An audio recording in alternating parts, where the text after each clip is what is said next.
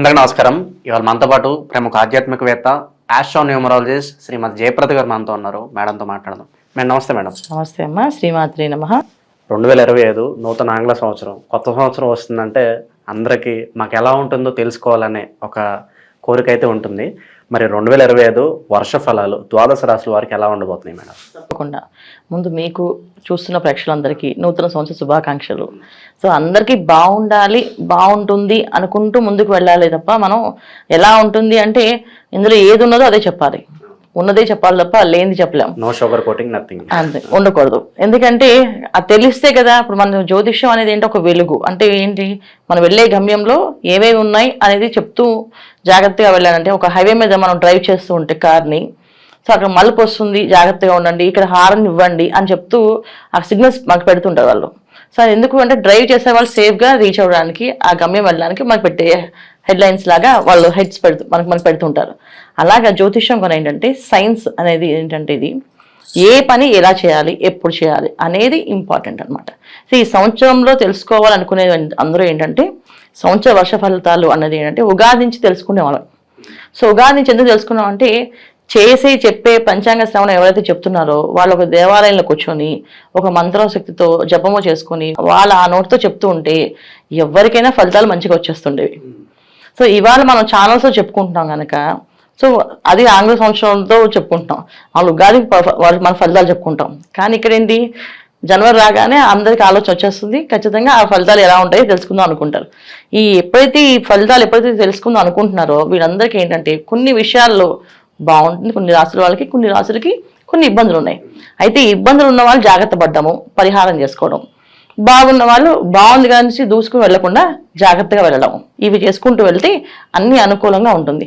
అయితే ఏ రాశి వాళ్ళకి బాగుంది, ఏ రాశి వాళ్ళు బాగాలేదని మనం చెప్పుకుందాం. మేడం 2025లో ఓవరాల్గా కర్కాటక రాశి వారికి ఎలాంటి ఫలితాలు ఉండబోతున్నాయి, గ్రహస్థితి ఎలా ఉంది, ఎలాంటి రెమెడీస్ చేసుకుంటే బాగుంటుంది అంటారు? తప్పకుండా. సో కర్కాటక రాశి వాళ్ళకి 2025 చాలా బాగుండాలి అనుకుంటూ మనం వెళ్ళాలి ముందుకి. ఎందుకంటే ఫిబ్రవరి నుంచి మే వరకు బ్రహ్మాండంగా ఉంది. 2వ నెల నుంచి వీళ్ళు ప్రారంభమయ్యే ఏదైతే ఆ ఆనందాలు ఉన్నాయి అవి ఎక్కువ రోజులు ఉండవు. కాకపోతే ఆ ఉన్న కొన్ని రోజులు కూడా చాలా హ్యాపీగా ఉంటుంది. ఎంత హ్యాపీగా ఉంటాయి అంటే, సో ప్రభుత్వ ఉద్యోగాల ప్రయత్నాలు చేసే వాళ్ళకి ఉద్యోగ ప్రయత్నం అనేది వస్తుంది, ఉద్యోగం రావడము అంటే ఖచ్చితంగా వీళ్ళకి ఆ ఉద్యోగం రావాలని గట్టిగా ముక్కడమో దేవుడి దర్శనం చేసుకోవాలి. గట్టి ప్రయత్నం చేస్తే ఖచ్చితంగా వీళ్ళకి ఆ ప్రభుత్వ ఉద్యోగాలు గుర్తింపు రావడము, ప్రొఫెషనల్స్గా ఉండే వాళ్ళకి ఒక గుర్తింపు రావడము, ఇవన్నీ కూడా బ్రహ్మాండంగా యోగిస్తున్నాయి. ఎప్పుడు దాకా అంటే మే వరకు.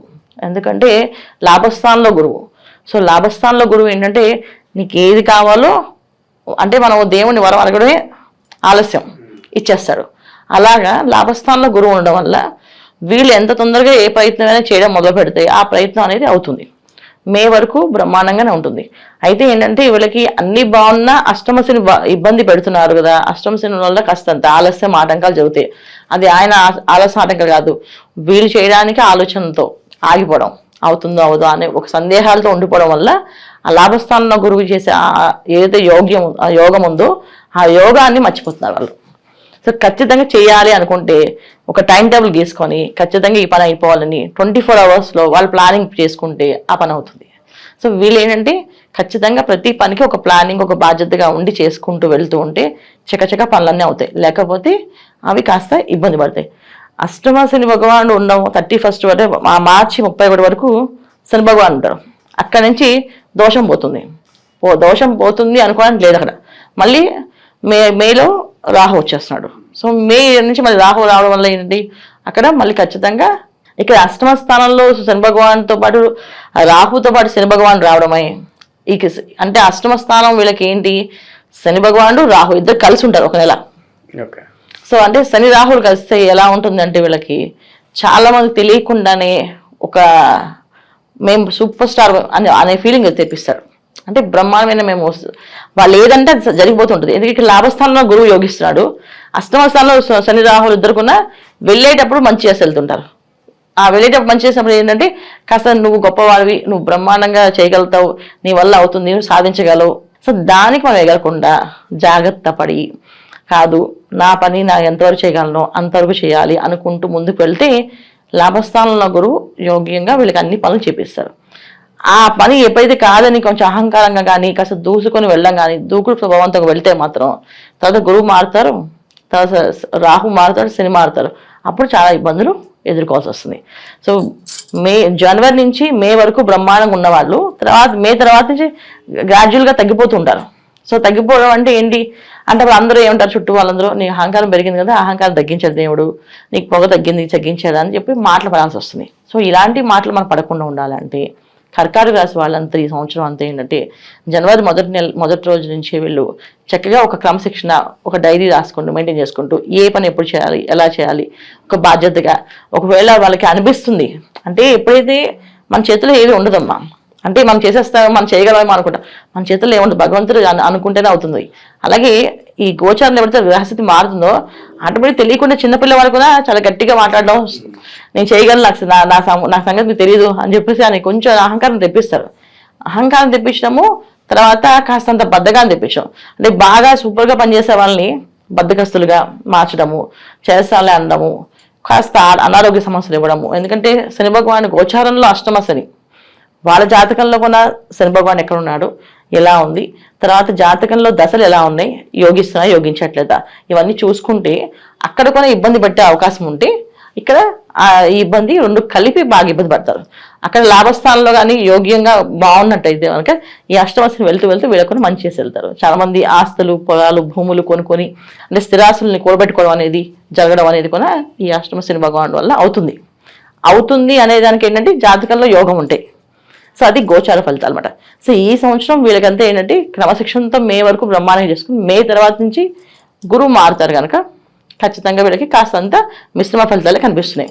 సో వివాహాలు చేసుకోవాలి, వివాహ ప్రయత్నం ఉన్న వాళ్ళకున్నా వివాహాల ప్రయత్నాలన్నీ కూడా జనవరి నుంచి ప్రారంభం చేసేసుకుంటే మేలోపు వివాహాలు మాఘమాసంలో చేసేసుకోవచ్చు. గృహప్రవేశాలు ఉన్నా సరే మాఘమాసంలో చేసుకోవడానికి ప్రయత్నం చేస్తారు. వాళ్ళు కూడా వీళ్ళకి కూడా వీళ్ళకి ఏంటంటే ఎప్పుడైతే 30 తారీఖు నుంచి శని భగవాన్ మారుతున్నాడో శని రాహులు కలిసి ఉంటారు. ఇక శని రాహులు ఇద్దరు కలవడం వల్ల ఏంటంటే కొన్ని పనులు చాలా ఫాస్ట్గా అవుతాయి. ఆ ఫాస్ట్గా అయితే అబ్రాడ్స్ వెళ్ళడం కానీ, అక్కడ సెటిల్ అవ్వడం కానీ, అక్కడ ఉన్న వాళ్ళకి ఉద్యోగాలు రావడం కానీ, అక్కడ ఉన్న వాళ్ళ వివాహ ప్రయత్నాలు చేస్తే వివాహాలు అవ్వడం కానీ ఇవన్నీ కూడా బ్రహ్మాండంగా సాగుతాయి. ఇది ఇంకా చెప్పట్లేదు అనమాట. సో తిరుగు లేకుండా మే వరకు అయితే సూపర్ వీళ్ళు మే నుంచి కాస్త గ్రాడ్యువల్గా తగ్గుతూ ఉంటుంది. సో తగ్గుతూ ఉంటుందంటే మరీ ఎంత దారుణంగా కాదు, కాస్త జాగ్రత్తగా క్రమశిక్షణ ఉన్నాం అనుకోండి ఆ ఇబ్బంది ఉండదు, లేకపోతే కాస్త ఇబ్బంది పడాల్సి వస్తుంది. ముఖ్యంగా వీళ్ళు చేసుకోవాల్సింది ఏంటంటే ఈ సంవత్సరం అంతా వీళ్ళు చక్కగా హనుమాన్ చాలీసా చదవడము, హనుమాన్ చాలీసా పారాయణ చేయడము, ఇంట్లో హనుమాన్ చాలీసా భజన చేయించడము, నెలకు ఒకసారి సుందరాకాండ హోమం చేయించడం, సుందరాకాండ పారాయణ చేయించడం. అంటే హోమం చేసుకునే అవకాశం ఉన్న వాళ్ళు హోమం చేయించుకోవడము, లేదు అంటే సుందరాకాండ పారాయణ చేస్తారు చక్కగా, ఆ పారాయణ చేయించుకోవడము చేసుకుంటూ వెళ్తే అనారోగ్య సమస్య అనేది రాదు. ఎందుకంటే అష్టమ రాహు కాస్త ఇబ్బంది పడతారు, అంటే ఎటువంటి ఇబ్బంది పడతారో చెప్పలేము. ఎందుకంటే దీర్ఘకాల గ్రహాలు ఇవన్నీ. సో అంటే సంవత్సరం ఉండే గ్రహాలు కనుక ఈ గ్రహస్థితిలో మనకి ఏదైనా ఆరోగ్య సమస్య వస్తే ఖచ్చితంగా అన్ని రోజులు బాధపడాల్సి వస్తుంది. అంటే సంవత్సరాలు ఉండే వాళ్ళు మనకి 18 ఏళ్ళు 20 ఏళ్ళు ఆ ప్రాబ్లం ఫేస్ చేయాలి, అంటే లైఫ్ టైం అనమాట. సో ఏదైనా షుగర్ వచ్చినా, బీపీ వచ్చినా, ఇంకేదైనా గ్యాస్కి సంబంధించిన ప్రాబ్లమ్స్ వచ్చినా, హార్మోన్స్ ఇన్బ్యాలెన్స్ సమస్యలు వచ్చినా, వెన్నుముక్క సంబంధించిన ఇబ్బందులు వచ్చినా ఇవన్నీ లైఫ్ లాంగ్ మనం భరించాల్సి వస్తుంది. ఇవన్నీ రాకుండా ఉండాలంటే చక్కగా ఇంట్లో సుందరకాండ పారాయణ చేయడం, సుందరకాండ పూజ చేసుకుంటూ ఉండడం, ఈ హనుమాన్ చాలీసా చదవడం, ప్రతిరోజు హనుమాన్ చాలీసా చదువుకొని బయటికి వెళ్తే అన్ని పనులు అనుకూలంగా అవుతాయి. ఇది వీళ్ళు చేయాల్సిన పరిహారం. 2025లో ఓవరాల్గా కర్కాటక రాశి వారికి ఎలాంటి ఫలితాలు ఉంటాయి, అలా వీరు చేసుకోవాల్సిన పరిహారాలు తెలియజేసినందుకు ధన్యవాదాలు మేడం. నమస్తే శ్రీమాత్రే నమః.